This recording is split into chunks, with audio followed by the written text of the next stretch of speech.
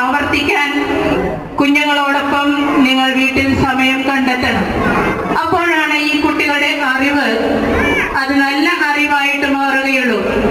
ഒരു 4ാം ക്ലാസ്സിൽ 5ാം ക്ലാസ്സിലൊക്കെ എത്തുമ്പോൾ പേരൻസ് പറയാറുണ്ട്, കുട്ടിയെ അക്ഷരം അറിയുന്നില്ല, വായിക്കാൻ കിട്ടുന്നില്ല, എഴുതാൻ അറിയുന്നില്ല എന്നൊക്കെ. അത് അപ്പോഴല്ല നമ്മൾ ശ്രദ്ധിക്കേണ്ടത്.